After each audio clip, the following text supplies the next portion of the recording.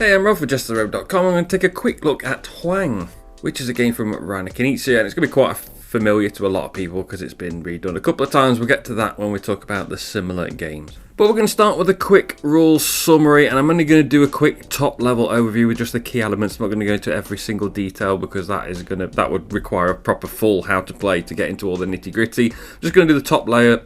Rule set so you know how things play. So on a player's turn, they take two actions, and they are to place, move, or withdraw one of their leaders. And their leaders are these cardboard standees, or there's versions of the game where there's minis. And they must be placed or moved next to an adjacent yellow tile on the board. And all the tiles are different colours, and they all mean different things, but basically you need to put your leader next to a yellow one.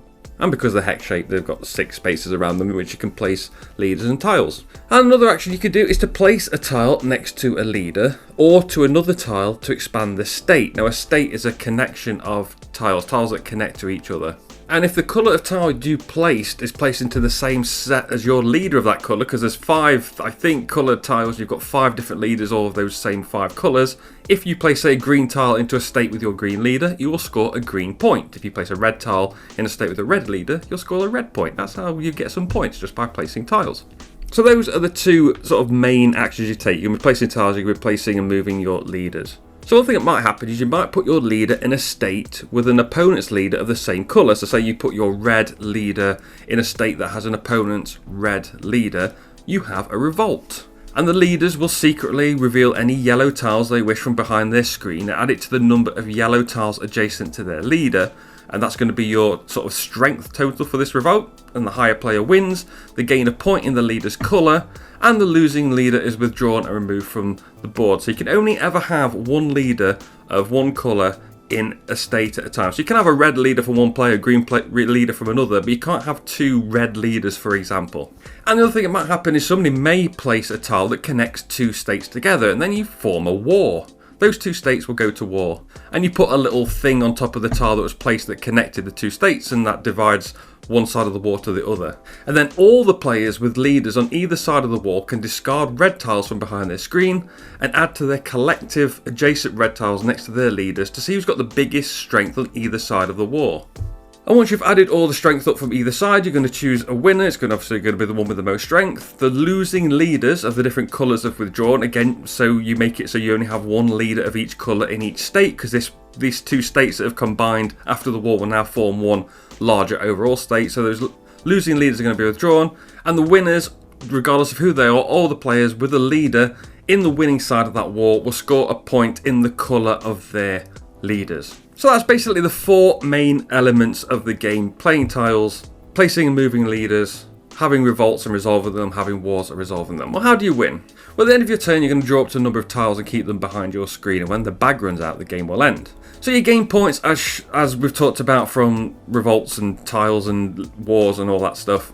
But also, if you place a tile into a set of 3 in a particular pattern, you place a little cardboard pagoda on top of them. So if you place, like in the example here, if you place 3 yellow tiles and hex, you place a yellow pagoda on top. And if your leader is in there, so if your yellow leader is in that state with that yellow pagoda, at the beginning of your turn, I believe it's the beginning, no, it's at the end of your turn, you score a point of that colour.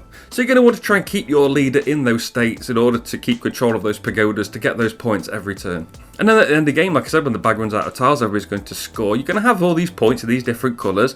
There is some white wildcard points, which you can add to any of those colours.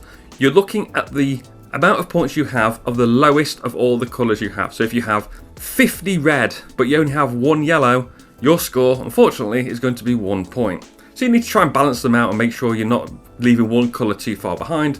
And the player who has the highest low number, in a very Jesta way, will win the game. As I say, that is the top level rules. There isn't actually that much more to it, but there's just some little bits and bobs that you just need to know if you're going into the game. But that's generally how the game plays. So the main mechanism, you're looking at tile placement as the main one. Obviously, you're going to be placing tiles. There's a little bit of hand management where you've got those tiles behind your screen. You need to know which ones you're going to spend. Are you going to keep some yellow and red ones back in order to be able to strengthen yourself during revolt and a war? Are you going to play them out for points? You're going to try and keep your leaders in the states to get the pagodas. You're going to try and get your leaders into their states to muscle those pagodas away from them so that you can start scoring points for them. That's the main mechanisms. The theme, So maybe it's based on history. Maybe this is a sort of thing that happened in China, where I believe this game is based. Having said that, the leaders in this version of the game are animals. So I'm guessing this is not, completely historically accurate, but I take it that it's based something on actual history and it's twisted with this borderline fantasy theme that makes it just that bit more fun for me. I don't really know. It's just an area control game. The theme really doesn't matter to me while playing. It doesn't really come out. You're just placing tiles, getting pagodas, having wars and revolts, and just getting on with it. Setup is quite easy. You give everybody the player colours. I think the hardest part is you have to take some tiles out of the bag of each colour depending on the player count, but once you know how many's in there, you can just take them out, that's fine. So it doesn't take too long to set up as far as I'm aware. I was paying attention when they were setting the game up, but not too much happened. So let's look at the components and the artwork. Now everything is nice. The tiles and the plastic bases on the standees are really decent and they help you see the game from above. You can see where the different things are. The artwork is minimal and really nice.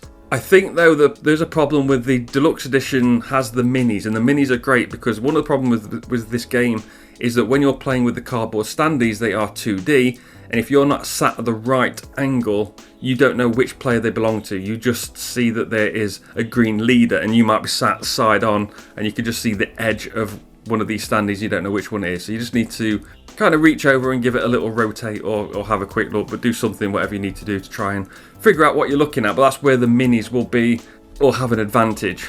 And every player has this player screen and it gives you a great overview of the game for revolts, for wars, what actions you can take, what tiles do when they're on the board, what tiles do when they're behind your screen. It's really, really handy. I really like this screen. Which leads us into ease of teaching, because the game is fairly easy to teach, and it's thanks to that great info dump on the back of the player screen. It really helps players understand the difference between revolt and war, which I think it took me a while to get into my head when I worked out, okay, you can only have one leader per state, and if you put a leader into a state, you have a revolt, and if two states join, then you have a war to get rid of the multiple leaders that are in there.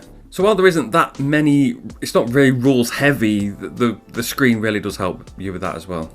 So let's look at similar games. Well, HUANG is a redo of Tigris and Euphrates, which I have played, and I remember it being brain burny. I think I was struggling to pick up Tigris and Euphrates because I think I had it in my head that it was this really heavy game and I was sort of overthinking it. And it was actually fairly straightforward. It was just playing it well was very difficult. So I have played that. It's also a sort of redo of Yellow and Yangtze, which I believe is a sort of redo of Tigris and Euphrates.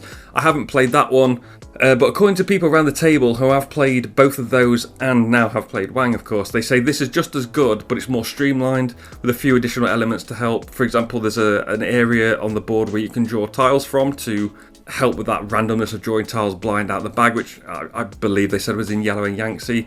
Also, I think Tigris and Euphrates, you're playing with squares rather than hexes, so each square only had 4 sides around it, whereas in HUANG, of course, and I think maybe Yellow and Yangtze as well, you've got playing with hexes, so they've got 6 sides, so it's more versatile there, and probably just that bit better. But yeah, according to the people who knew what they were talking about, they said that this was basically more streamlined and just that little bit smoother and just that little bit less random, which is good. So let's look at the positives. Well, the first one is the turns are very quick, especially those when there's no war and revolt. Maybe you're just playing a tile, picking up your points.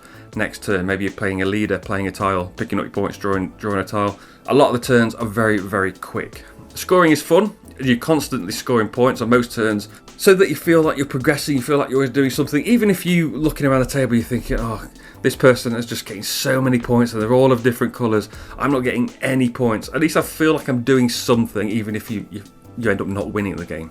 I didn't come last in HUANG, by the way. I was just making that point. And the game looks really nice at the table. The problem is, I really want the deluxe version that I saw. I saw it at the UK Games Expo. Now I've seen them both side by side and I've played the non-deluxe version. I want the deluxe version, and you can't really get it at a sensible price. And why do I want the deluxe version? Well, I mentioned it earlier, and it also leads into the negative, partially because the 2D standees are hard for everyone at the table to see, and a lot of the times you're just like reaching over and you're twisting, and you can't just twist them a little bit, you have to twist them the full however many degrees to make them sit in a 6-sided hex nice and neatly on the table. So you have to pick them up and move them a bit, and of course while you pick them up and move it so you can see it, that might mean now you've just picked it up and moved it, now somebody else can't see it. But yeah, so if they'd done the standees in the same way they'd done the pagodas so that they were 3-dimensional, then I would not have a problem with this 2D version. Although I do like minis, so maybe I would still have a problem with it. I don't know. We'll never know now. Another negative, I mean, this is obviously a very personal one. All of these positive and negatives and reviews are always personal, but it's a bit mean with people constantly trying to take things from you when you've worked hard to get this pagoda. I made a yellow pagoda and somebody revolted. I haven't got any yellow tiles in order to improve my status within the revolt. Why I haven't got any yellow tiles? Because I played them all to build the pagoda. So somebody just came in and took that straight off me, and I never got it back. And I wasn't really paying attention either to how powerful pagodas were, and that was, was another thing. But when people take things off you, it never feels good. And I don't like this mean part of the gameplay, even though looking back now, I do feel that I can go in prepared, and I feel like that won't feel so much of a negative for me on future games, because I'll go in and I'll know, right, this is my pagoda, I've made it, I'm going to defend this pagoda, I'm going to keep these tiles behind my screen. If somebody comes to take this pagoda, they have got a fight on their hands. That's what I'll be thinking next time I play it. And the final negative is it can be difficult to understand the outcomes of gameplay, especially when you've got a war.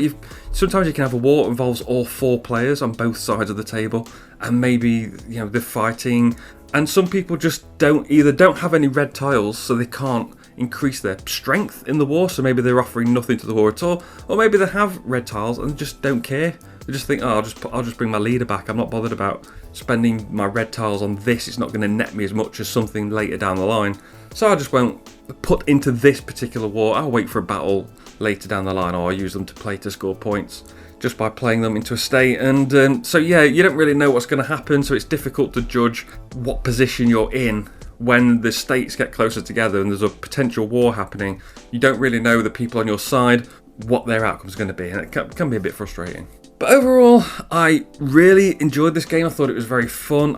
It's one of those games where I don't know if this is the same for you. When you play a game you think is good, you think about it a lot, and you think about, oh, I can't wait to play it again. Next time I'm going to do this, and thinking about how playing the tiles and just how simple the gameplay was, and how I fully understand in my head now how revolts and wars work, and I can get on top of that, and I fully understand the power of pagodas, and I feel that going into my next games that it is something that I really want to play again. It's just something I've thought about a lot, especially in the weeks after playing it. I'm recording this weeks after I've played it, weeks and weeks after I've played it, so it is a game I'm looking forward to playing again. If I can get the deluxe edition at a decent price, I might pick that up, but we will see. We will see going forward. But yeah, that is my review of HUANG. Let me know what you think of this game and how you compare it to Tigers and Euphrates and Yellow and Yangtze if you've played any of those. Remember to like, share and subscribe and all that beautiful stuff. I've been Rob, aka JestaThaRogue. I'll see you soon.